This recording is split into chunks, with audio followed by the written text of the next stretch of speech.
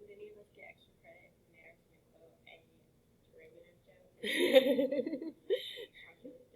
I am not going to do that because your parents might be pretty mad if like they care a lot about it, but I would be excited if you did that. All right. Okay. Let me cut the brightness up some. This is better than it was, I think. So this is kind of like we did on the worksheet. We're finding a function whose derivative is 5x to the fourth. What would the derivative or the function be that has a derivative of 5x to the fourth? X to the fifth. So I'm going to call it capital F of x is x to the fifth right here. But capital F of x equals x to the fifth, as we talked about earlier, is not the only option, right? I also could have something like this. Capital F of x equals x to the fifth plus 7, or plus 2, or plus 10, or plus 25. Any number, right, would work there. So what we typically do with these problems to show that you could put any constant at the end is we use the letter C to represent this constant. So we would say that capital F of x equals x to the fifth, and then we'll do plus, and it's a capital C is usually used.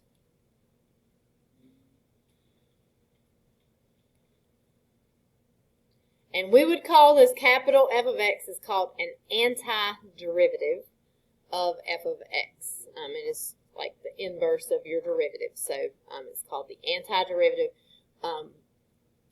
of lowercase f of x. And in this case, capital F prime equals lowercase f of x. So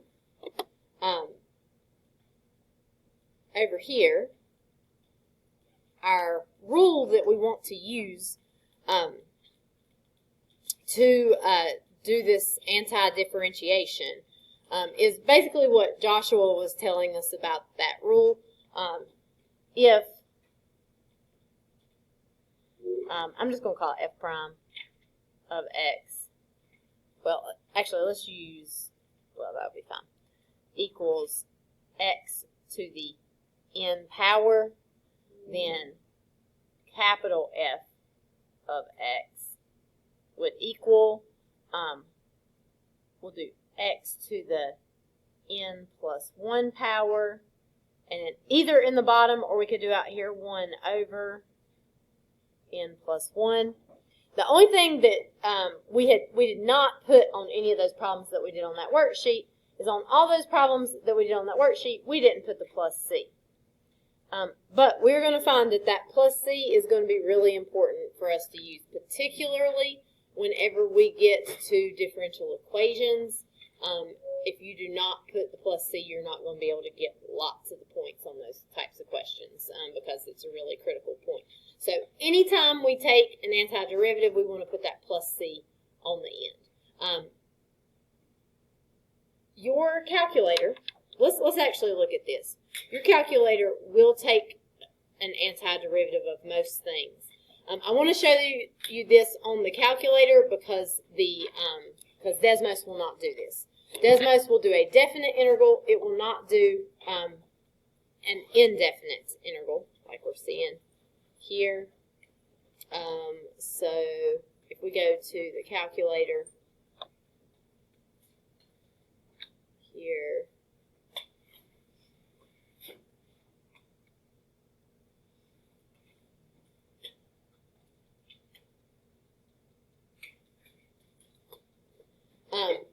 to integrate, you're going to click F3 up here at the top, and right there below differentiate is integrate, or to integrate or to take the antiderivative. Those two phrases can be used interchangeably. And so if we tell it that we want to integrate, we'll hit enter right there. It'll put the integral symbol there. You can type in whatever you want to integrate. Let's just do 5x to the fourth of the problems that we just did. And so you'll do whatever you want to integrate, and then you'll put comma and whatever variable you are taking the integral of, which is x in this case, and you'll close your parentheses. And then when you hit enter, it will integrate it for you. But notice what it does not put there. It does not put a plus c. So you have to know that the plus c goes there. Our calculator does not put a plus c there. Yes.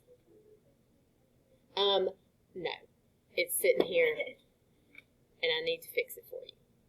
We don't like really have to have it for this necessarily. I'm just showing you now, but I need to get on that. It is right above the 9. How do we get there again? All right, so you're going to press F3, Okay. and it's going to be the second one. And then if we want to try another one, like you could do 8x to the 1/3 minus 2x to the -3, something like that, and then do comma x, and it should be able to do it. It'll give you that, but notice it does not put a plus c on the end. So I just typed in crazy stuff. You could do whatever. It tells it what the variable is that you're integrating. So like, if you were using a different variable, if like the problem had a t in it, you could type in t's, and if you put comma t, it'll still do the problem. You also, I believe it would do it. Let's see if it'll do it. Let's just see. Like, let's say that we had a function that was like a, oh wait, it's not a, alpha, a x to the 3rd or something like that, and a is a constant in this problem. I think if we do comma x, it assumes a is a constant. I think, let's see if it works. Yeah, and it will integrate.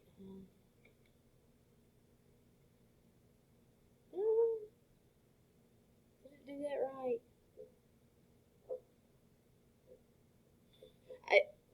It did do it correctly. A is an unknown number, so it's still unknown. Like it's not a, it would be a over 4, but a is unknown, and if you divide by 4, it's still unknown. So it's doing crazy stuff there, but it lets it know which variable you're integrating with.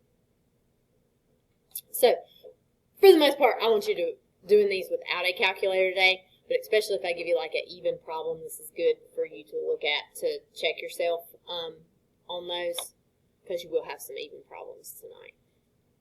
So, here is just a few. I want you guys to do those antiderivatives for me. And I'm going to freeze the screen so you can't see me working. I'm going to do them as well.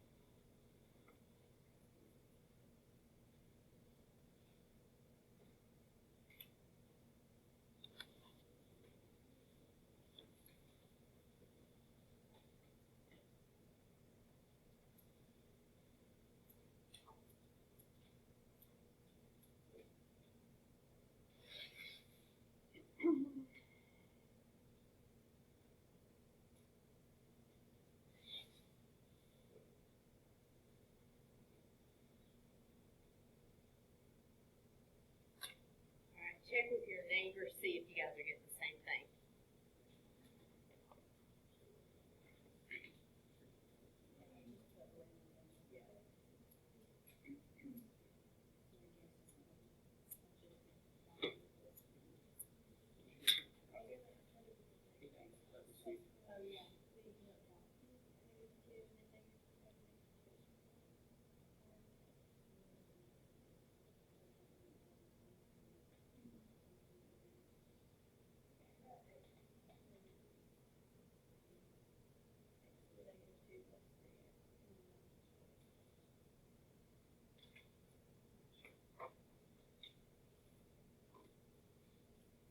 All right, here's what I got. Check to see.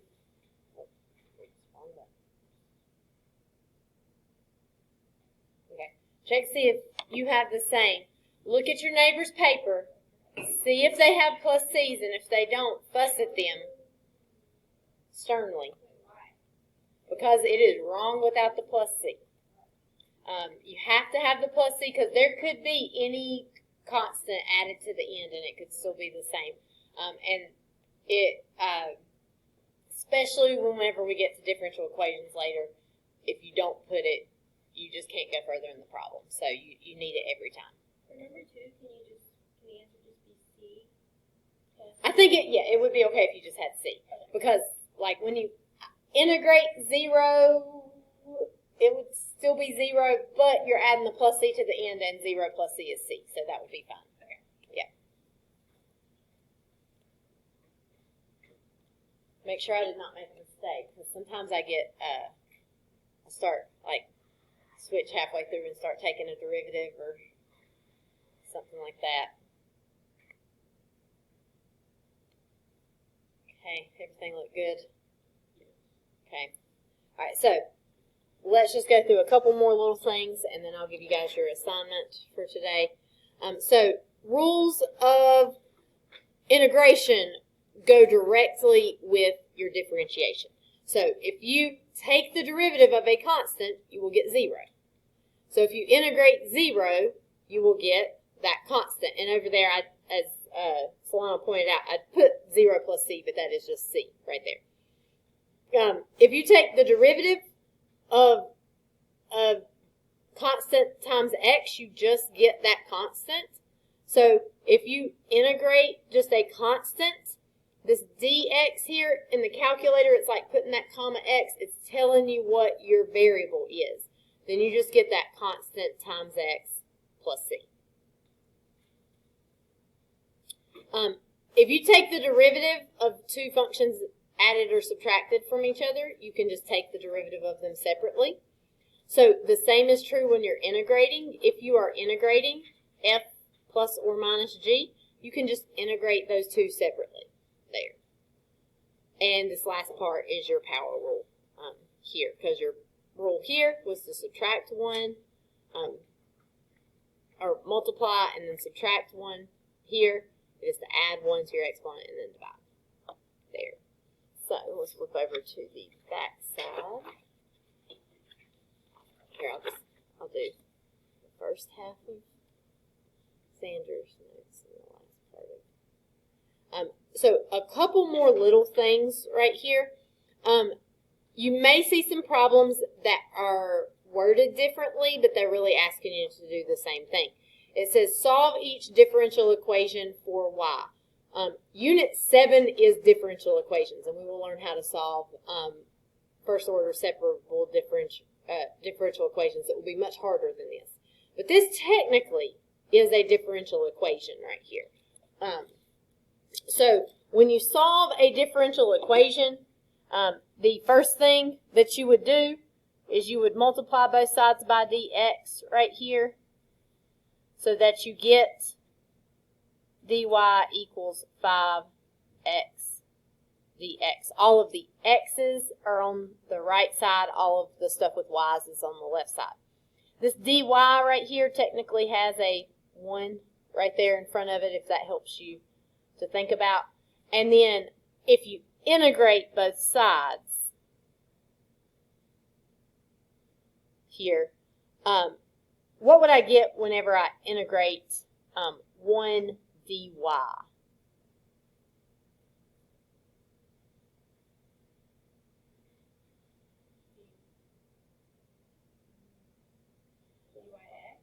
1/2 dy. dy is not really like part of the problem. dy is telling you what your variable is. So like if I were to type this into the calculator, it'd be like integral 1 comma y. It's just telling you what the variable is there. So it's not really like part of what you're doing. It's just telling you what the variable is. If I want to integrate 1, what would I get? I would normally get x because x is usually our variable. But in this case, y is the variable. So I would just get y plus c. I'm going to put a little 1 right here behind that c to say it's my first one. Okay. Over here, when I'm integrating 5x, again, that dx is just like telling you what the variable is. It's not part of the problem. So I'm going to integrate 5x. What will I get there? I could get 2.5x squared, or I think I'll go with fraction. Let's do 5 halves x squared, and then I'd have a plus c here. I'm going to put a little 2 right there behind that c. Now, both of those c's right there represent an unknown value, correct? Like we do not know what that c is. So, if the c's are unknown values and they're constants, I could subtract c1 right here, right? And I would get y equals 5 halves x squared. And then I've got over here plus c2 minus c1. But I'd have an unknown number minus an unknown number. That still just gives me an unknown number, right? So I could just call this, I could put those together and just call it 5 halves x squared plus c.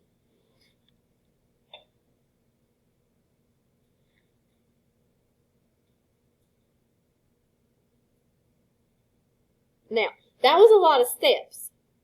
It really didn't need to be, because what if I asked you to integrate 5x, what would you have given me? I would get 5 halves x squared plus c, right? That's what I ended up with. Right now, the differential equations you're gonna do are going to be this simple. They are just going to be like really just integrating. So like you don't have to necessarily show all of those steps. Like technically, your dx gets multiplied over here. You integrate both sides. When you integrate this side, you just get y. Over here, you would have, let's see, that's going to be x to the 4th. 8 divided by 4 is 2.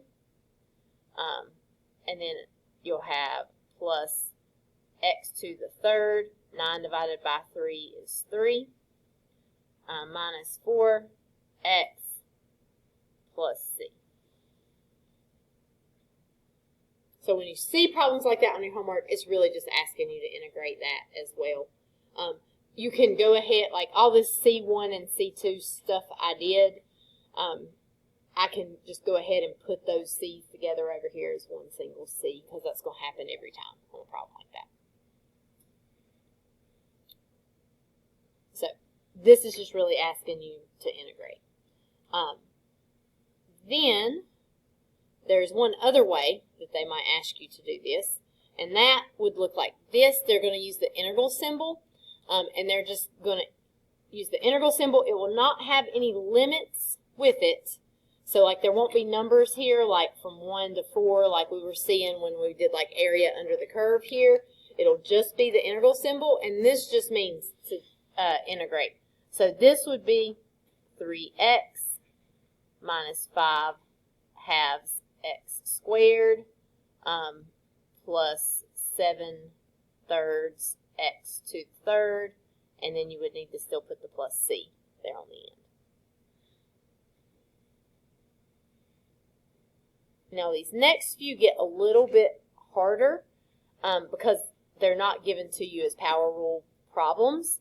But a lot like we were doing on the warm-up, we can rewrite this before we try to integrate. How could I write square root of x? I'm going to write that as x to the 1/2.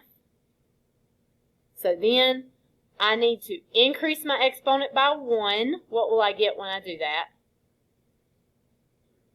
3/2.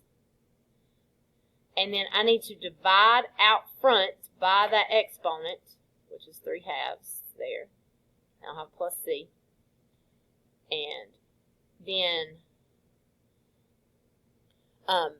we generally don't like to leave that complex fraction there, so dividing fractions is easy as pie. 1 times 2/3. You'll learn that just flips the fraction when you do that. So we get 2/3 x to the 3/2 plus c as our answer there.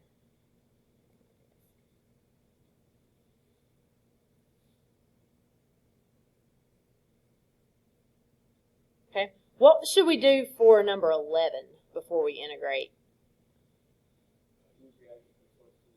Move it back up to the top, use those negative exponents like that. So then we are increasing our exponent by 1, which is going to be -3.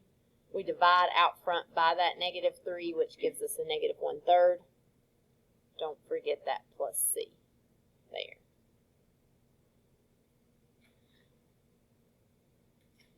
And the hardest one we've got is number 12. Any ideas? Change the bottom to x to the -1/2, and then move it to the top and make it x to the -1/2. Okay, so that would look like this. I could make that x to the -1/2. I've got to still keep that x plus 5 in parentheses.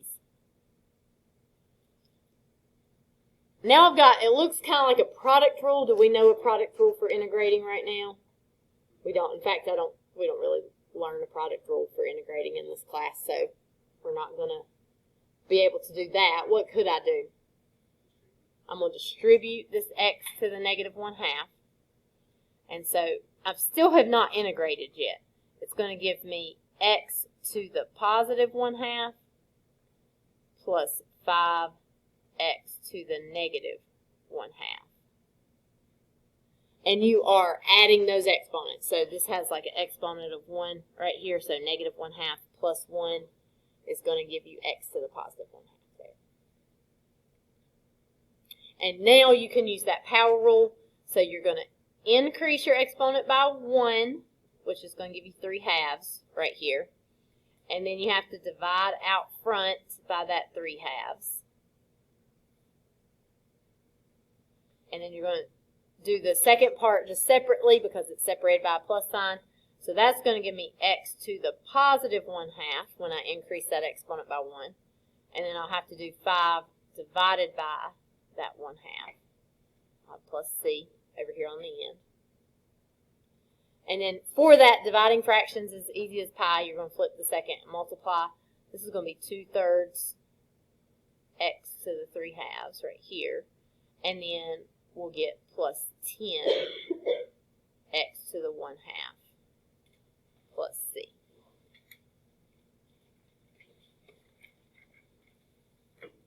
Okay, questions? Your assignment is that page 287, 1 through 22. It's quite a few problems, but it should be still a short assignment. So you've got like 15 minutes. You should be able to get a lot of that done before you go.